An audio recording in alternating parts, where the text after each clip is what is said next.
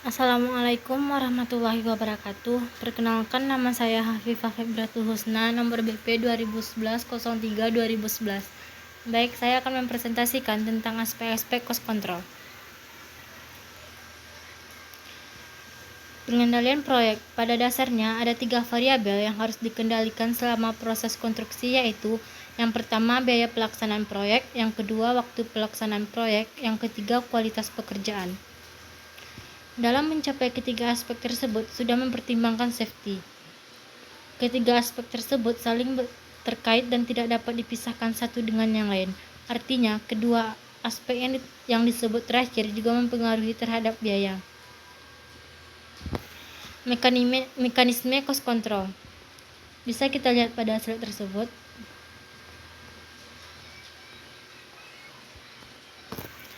Filosofi cost control. Secara luas, filosofi cost control didasarkan atas 3 hal, yaitu yang pertama adanya dorongan dan promosi dari kesadaran atas biaya pada semua tahapan pelaksanaan proyek. Yang kedua, adanya persyaratan data tentang biaya yang akurat dan tepat waktu serta ramalan ke depan. Yang ketiga, adanya tindakan yang efektif dan cepat. Definisi biaya. Biaya adalah sejumlah nilai uang yang harus dibayar atau dikeluarkan untuk memperoleh barang atau jasa yang diterima kepada pemberi jasa atau barang. Pengertian biaya harus dilihat dari sisi tertentu. Biaya owner dan biaya kontraktor tidak sama. Secara akuntansi, biaya dibagi menjadi 2 kelompok besar, yaitu biaya tetap dan biaya tidak tetap. Konsep break-even point.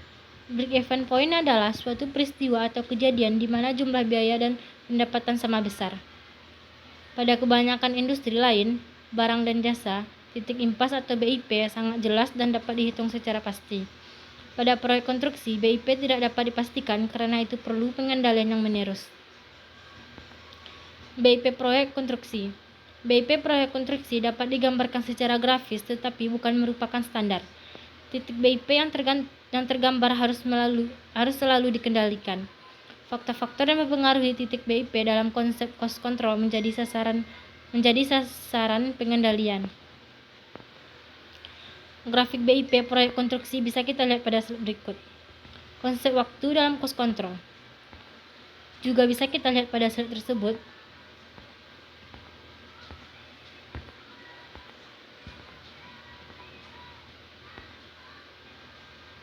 Pertimbangan dalam cost control. Yang pertama, data masa lalu. Ada penyimpangan atau tidak? Kalau ada, terjadi di mana dan seberapa besar? Dicari penyebab penyimpangan. Yang kedua, peluang atas sisa pekerjaan. Penyebab diupayakan tidak terulang pada sisa pekerjaan yang ada. Penghematan biaya terhadap sisa pekerjaan untuk mengcover penyimpangan yang ada. Aspek-aspek kontrol. Untuk dapat berhasil mengendalikan biaya proyek dengan baik, maka perlu dilakukan pengendalian terhadap semua aspek-aspek yang mempengaruhinya, yaitu yang pertama time control, yang kedua quality control, yang ketiga safety control, yang keempat cost control. Durasi proyek konstruksi. Setiap pelaksanaan pasti dibatasi waktu proses pelaksanaannya atau time schedule. Pada umumnya, tim schedule dibuat pada awalnya dengan standar normal. Bila durasi proyek dibuat lebih cepat, pada umumnya biayanya akan naik.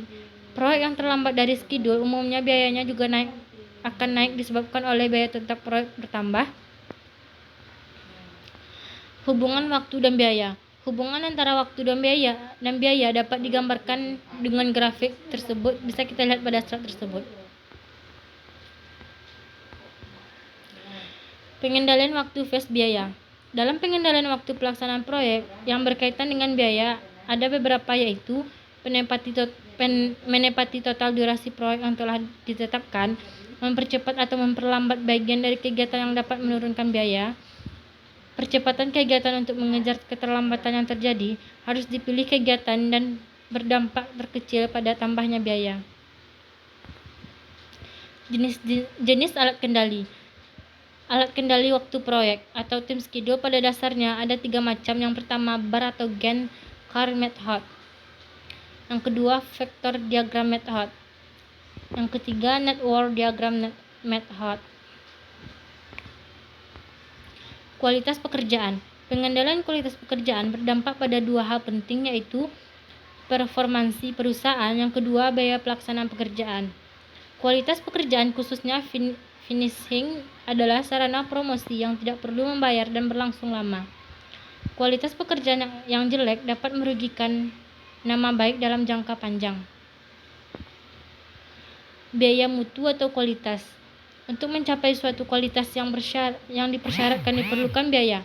Ada dua jenis dari cost of quality, yaitu yang pertama, biaya yang harus dianggarkan untuk menjamin kualitas pekerjaan. Yang kedua, biaya yang harus dikendalikan atas keterjadinya kegagalan mutu pekerjaan. Total cost of quality adalah jumlah dari keduanya. Struktur biaya mutu atau kualitas. Struktur cost of quality dapat digambarkan dalam 3 unsur dan pengendaliannya. Bisa kita lihat pada slide tersebut.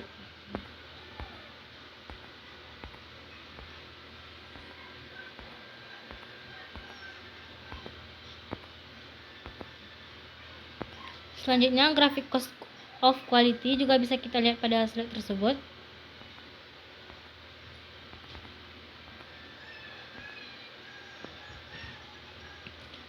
Selanjutnya, quality control atau tradisional juga bisa kita lihat pada slide tersebut.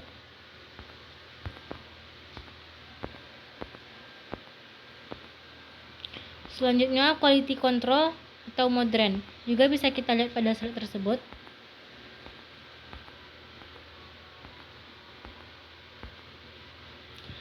Selanjutnya, safety atau keselamatan dan keamanan. Proyek konstruksi memiliki risiko safety yang tinggi karena ciri yang khusus. Yang pertama, banyak kegiatan yang sifatnya rawan kecelakaan. Yang kedua, jenis kegiatan yang tidak standar. Yang ketiga, tingginya turnover pekerjaan. Yang keempat, perkembangan sains dan teknologi konstruksi yang menimbulkan tantangan baru. Pada dasarnya, tidak seorang pun mau celaka, tetapi biasanya tidak disadari tentang apa yang telah atau sedang dilakukan.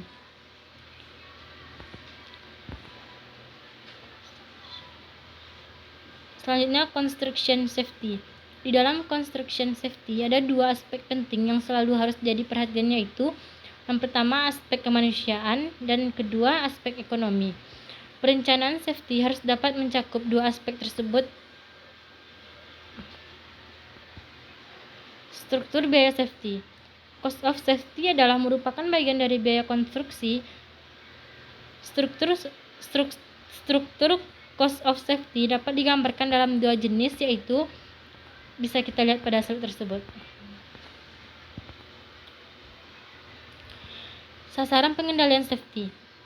Untuk keperluan safety MGT, struktur lebih sesuai karena menunjukkan sasaran yang ingin dikendalikan.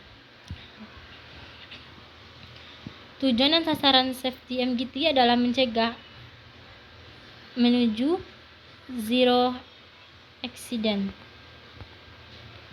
Untuk itu, diperlukan adanya safety system. Penerapan safety system. Penerapan safety system untuk menurunkan total cost of safety berarti menurunkan biaya konstruksi.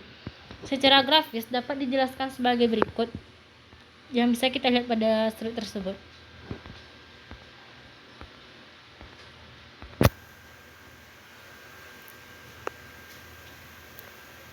Selanjutnya, cost control. Yang mendorong peran cost control menjadi penting di konstruksi adalah yang pertama, harga jual bersifat konservatif. Yang kedua, biaya produksi bersifat fluktuatif atau sangat mudah berubah bila tidak dikendalikan. Untuk mengatasi kondisi yang dilematis tersebut, maka diperlukan yang pertama, kemampuan tentang construction cost. Yang kedua, kemampuan dalam cost control. Unsur dan faktor biaya. Unsur-unsur biaya langsung proyek dibagi menjadi dua kelompok. Yang pertama, kelompok dominan, yaitu bahan, upah, alat, atau subkon. Yang kedua, kelompok minoritas. yaitu persiapan atau penyelesaian, overhead atau administrasi proyek. Faktor terjadinya biaya ada dua, yaitu yang pertama kuantiti pekerjaan, yang kedua harga satuan pekerjaan. Pengendalian biaya. Tindakan nyata atau real dalam pengendalian biaya adalah mengendalikan kuantiti dan harga satuan untuk bahan, upah, alat, subkon, persiapan atau penyelesaian dan administrasi atau overhead proyek. Pengendalian penyebab penyimpangan yang mungkin terjadi. Penyebab penyimpangan bahan. Penyimpangan kuantiti, kesalahan ukuran penerima, kerusakan bahan yang telah diterima, kehilangan bahan, pemborosan dalam penggunaan, dan lain-lain. Penyimpangan harga satuan, kelemahan dalam negosiasi, kelemahan dalam suatu perjanjian pembelian, kekurangan alternatif dari sumber bahan, over quality. Tindakan pengendalian bahan bisa kita lihat pada slide tersebut.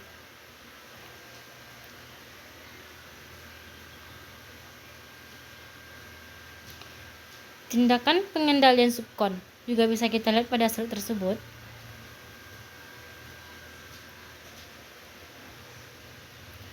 Proses pengendalian biaya. Proses pengendalian untuk pos-pos lain seperti upah, alat, dan lainnya prinsipnya sama dengan biaya bahan atau subkon di atas. Ini dapat disimpulkan bahwa proses pengendalian biaya konstruksi melalui tahap yang panjang, menggunakan acuan macam-macam, melibatkan banyak orang.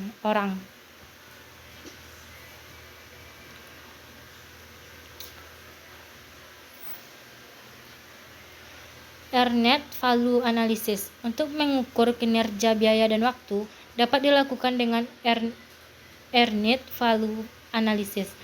Untuk keperluan evaluasi biaya dan waktu ada 3 macam grafik, yaitu BCWS atau yang kedua ACWP, yang ketiga BCWP. Grafik BCWS. Yang pertama, tiap item pekerjaan diberi nilai budgetnya dan dibobot dalam persen. Yang kedua, nilai bobot tersebut disebarkan pada tiap bulannya sesuai dengan jualannya. Yang ketiga, jumlah bobot seluruh item pekerjaan dijumlahkan untuk tiap bulannya dari awal sampai bulan terakhir secara kumulatif. Yang keempat, titik-titik tersebut kemudian dihubungkan dan membentuk suatu grafik yang disebut BCWS. Pembuatan grafik BCWS bisa kita lihat pada slide tersebut. Grafik ACWP. Yang pertama, realisasi biaya dari penyelesaian biaya item pekerjaan dicatat nilai bobotnya untuk tiap bulannya. Yang kedua, dijumlahkan bobot penyelesaian semua item pekerjaan yang ada untuk tiap bulannya secara kumulatif. Yang ketiga, titik-titik tersebut dihubungkan dan akan membentuk suatu grafik yang disebut ACWP. Pembuatan grafik ACWP bisa kita lihat pada slide tersebut. Selanjutnya, grafik BCWP. Yang pertama, realisasi penyelesaian dari tiap item pekerjaan dicatat nilai budgetnya dan dibobot untuk tiap bulannya. Yang kedua, jumlahkan bobot budget dari penyelesaian semua item pekerjaan yang ada untuk tiap bulannya secara kumulatif. Yang ketiga, titik-titik tersebut dihubungkan dan akan membentuk suatu grafik yang disebut BCWP. Pembuatan grafik BCWP bisa kita lihat pada slide tersebut.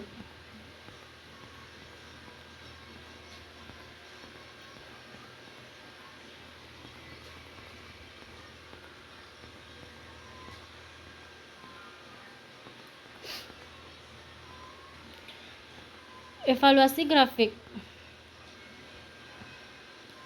bisa kita lihat pada slide tersebut.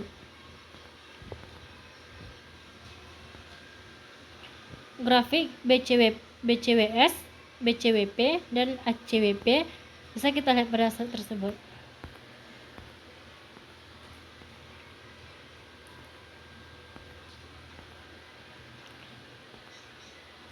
Contoh formulir cost control juga bisa kita lihat pada slide tersebut.